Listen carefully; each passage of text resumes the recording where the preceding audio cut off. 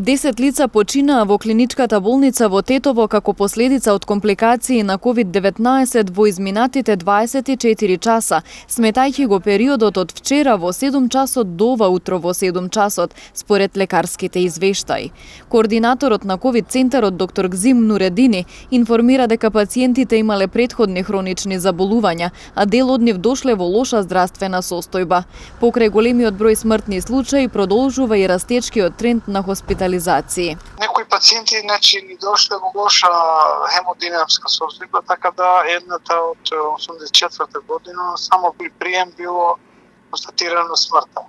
Има и други кои што биле на реабилитација домашна, што не биле во болница јавени и кај нив се влошила ситуацијата. Сега на што се должи? Но сега сите овие пациенти што биваат хоспитализирани се со хронични болести без коронавирус се во тешка здравствена состојба. Иначе ние се уште имаме голем број на приеми, сме имали 18 приеми за 24 часа. Фактички хоспитализирани 120 и амбулантски прегледи 245 пациенти. Значи се уште продолжува оваа гонина на приеми нови. Дека епидемиолошката состојба во Тетово и регионот е крајно критична е заклучокот по вчерашниот состанок на кризниот штаб при општина Тетово. Градоначалничката Теута Арифи информираше дека поради зголемениот интерес ќе се зголеми бројот на пунктови за вакцинација во градот, но и во околните места.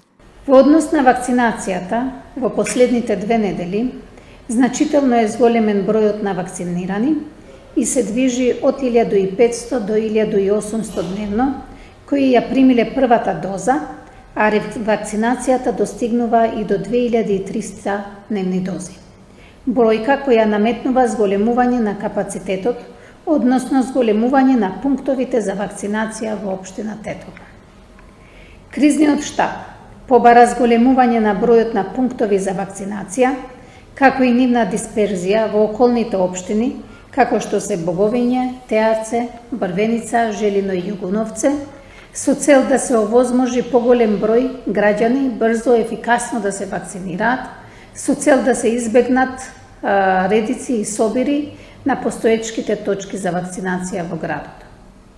Во текот на неделата во градот ќе бидат отворени дополнителни пунктови за вакцинација, како што се Домот на армијата, Жичарницата на Елем Турс, Центарот за култура Тетово и амбулантата во село Порој.